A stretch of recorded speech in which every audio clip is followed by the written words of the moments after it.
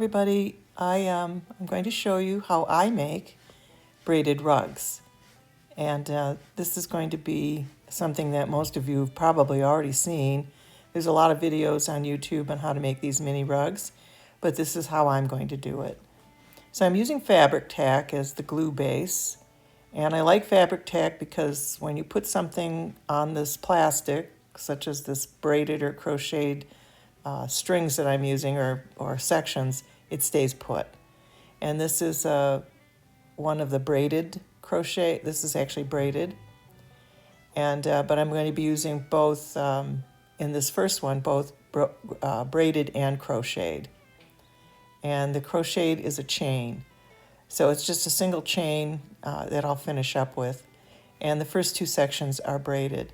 And I'm just using scrap yarn. I have a lot of scrap yarn, and some of it I've spun myself, some of it is store-bought. And so it's a combination of wool and synthetics. And I'm just going to go around and make sure that the braid is flattened in this very first one. And I'm just pinning it in place on this foam core. Makes it kind of easy. I have a plastic, used plastic bag that I've covered this thing with. And I'm hoping that I can pull this one off without having to cut it. And I'm just going to snip that knot right off and glue it right down, and it will stay. So you don't have to worry about knots that are tied. You can cut them off. And I'm going to get another section. Push it down first, make sure it's flat. And this is the other braided section. And I'm going to put some extra glue on the tip just to make sure that doesn't stick up. And I do it one section at a time. I glue around.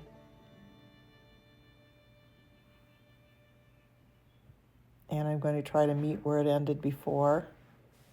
And I think the only trick to this is to make sure you get it flat and try to keep it circular if you're going to do a circle. But you can do squares, you can do oval shapes. I just chose to do circles for these. And I'm just going to go around again. Fabric tack is a really great glue, but it is a little pricey. You can get it on Amazon. Unfortunately, now that Joann Fabrics has disappeared, you can't get it there, but I'm sure Michael's, Hobby Lobby, and other places carry it as well. But like I said, it is a bit pricey.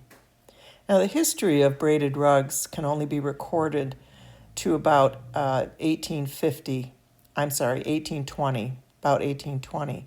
However, there's, other than the absolute recorded history of it, there is evidence that braided rugs started showing up in the 1740s in Colonial America. I was just showing you some of the braided colors before I started going into the history with that ball of yarn. What I do is I unwind the yarn out of the little balls I saved, and then I match them together. And this is the crocheted section. Now it's just a crocheted chain, and I will show you how to do that later if you don't crochet.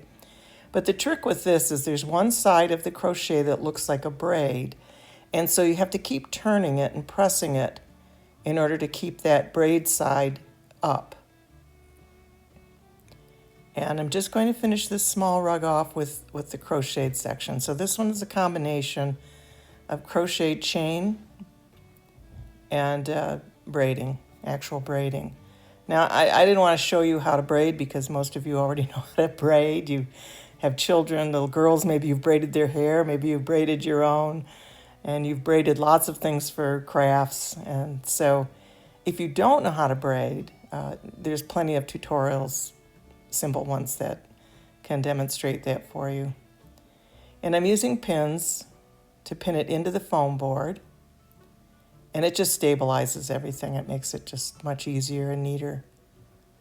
And as I was saying, the history of the braided rug, there's evidence that it goes back to around the 1730s or 40s.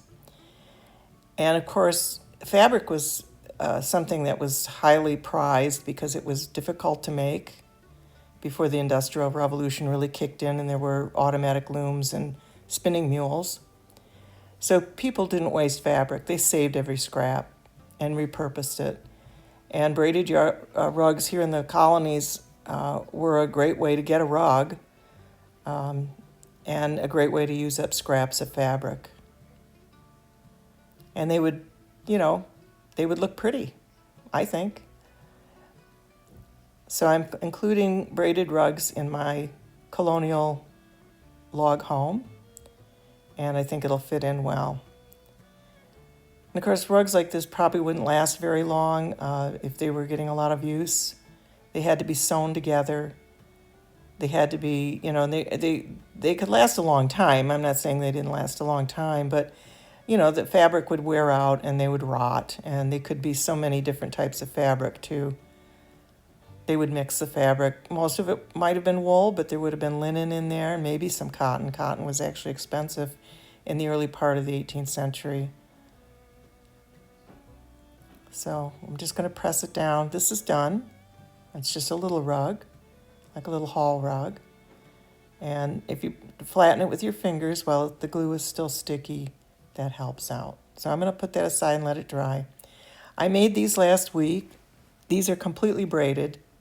Same technique. I just put them on smaller pieces of foam board. And on these smaller rugs, you can just peel off the rug, off the plastic. I found with the larger rugs, I couldn't do that. And I use the same glue, and I'm just going to trim any glue off that oozed out the edges. If you get glue on top, too, I also ironed these afterwards. These aren't ironed yet, but I pressed all of them, but you'll see that at the end that they're flatter. But you don't have to. It just, if they're not laying down flat, then yeah, iron it. But it does make them look a little better. And this is just, this one is mostly wool. And I braided it and glued it the same way, and there's the back. It's all nice. And the glue is all dry. I'm just going to trim off the edges. And these are done. So these are braided. All of it's braided. There isn't any crocheted chains in it. And they're laying fairly flat, but I did end up ironing these as well later. Now that's the one that I was waiting to dry that has the crocheted chain in the red and black all the way around. And I just want to show you how I peel that off. These smaller ones, like I said, they peeled off pretty well. This one actually had a little bit of trouble with it. It wanted to stick to this particular type of plastic a little more than I liked. But I did get it off.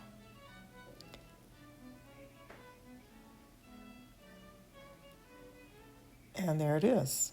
And this is the smallest rug. And if there's bits of yarn hanging out, you can trim it off as long as it's glued down fairly well on the other side. If it comes apart, you can add more glue, push it back down on the plastic. And there it is. This is a very easy project. Now I'm going to make an all crocheted one. And here's how to make a chain, in case you don't know how to do that. You could just copy this or something and take a look at it.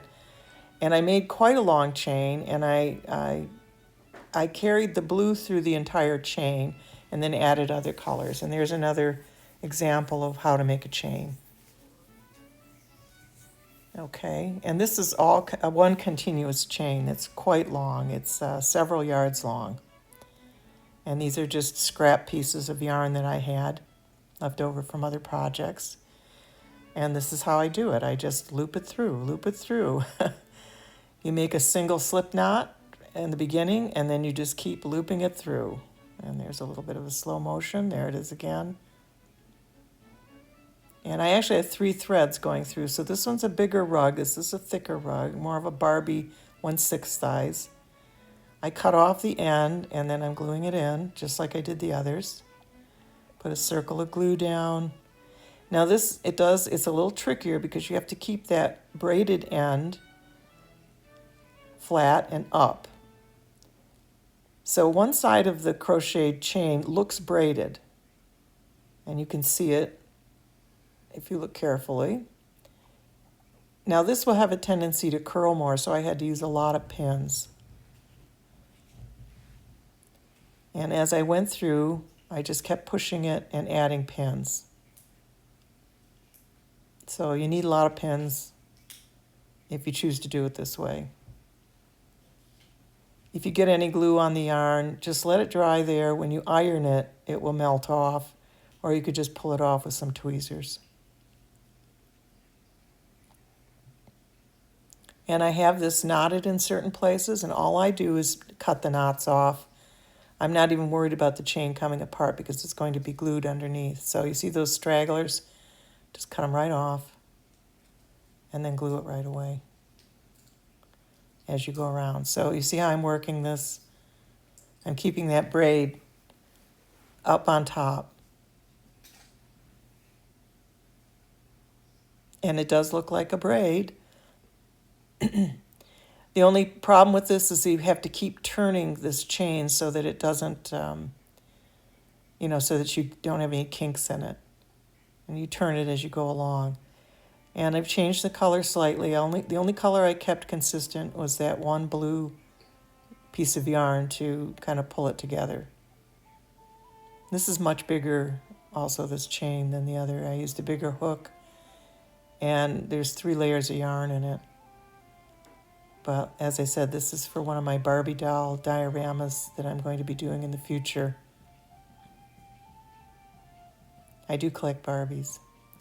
But anyway, there's a short history of this braided rug, but you see more of them from the 18th century. But of course you would because, well, they didn't have another 100 years to disintegrate. So it's possible they even go back further than the early 1700s. We just don't have any real concrete evidence of it here in the colonies, that is. So I think it'll be fine with my house. I'm going to assume that they had them, and so that's why I'm including them. This one actually has strands of my own spun wool. The kind of orange and the cream color are yarns left over that I actually spun. I'm a spinner too, so. I began spinning in 1978, right after I got married, and working at Greenfield Village, they taught me how to spin wool, flax, and to work on a loom. And so I'm a weaver, and I can spin. Another job I had was I was a chandler there, which is a candle maker. I did fireplace cooking, all kinds of stuff, and I worked there a number of years. I loved working there. But the time came when I finished my education that I had to move on, so. So this was very fast, making this rug. The crocheted ones are going to be a lot faster.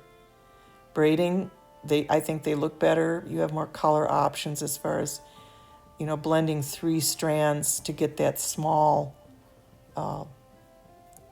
braid for 1/12 dollhouse. But you can crochet the whole thing, and I'll show you one that I did. That was the entire one was crocheted. That I'm going to put it in the log house.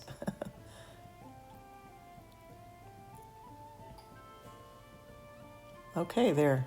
Now I just have to let that dry. Just push it down all over to make sure it's flattened. This one will be ironed as well later. But see how that blue, I carried it through the whole rug. And I'm just going to pull all these pins out. It's dry now. This took about 3 hours to dry well enough to pull it apart.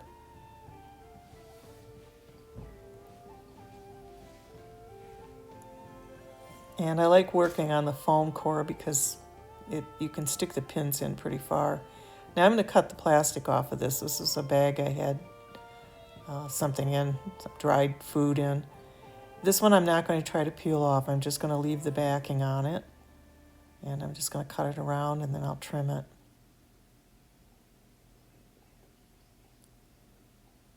And there it is. It has a thin plastic backing on it. And I'm just going to go around and trim off any glue or plastic that is sticking out. Make sure you can't see any of it. And then later on I'll iron this. Give it a press with a cool iron. Okay. I think it turned out pretty well. You know, you could do a lot with this sort of thing. You could make placemats, coasters, all sorts of stuff, I guess. And this is also this big one right here, the bigger one, that's all crocheted chain, single crochet chain. Just one piece of yarn, I didn't triple them up.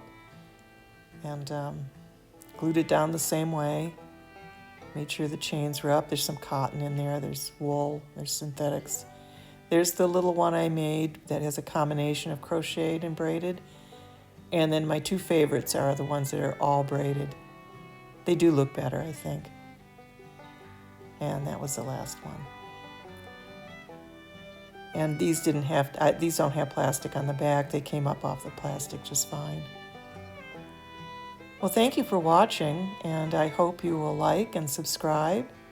And I'll be back with more next week, maybe even at the end of this week. Thanks for watching. Bye-bye.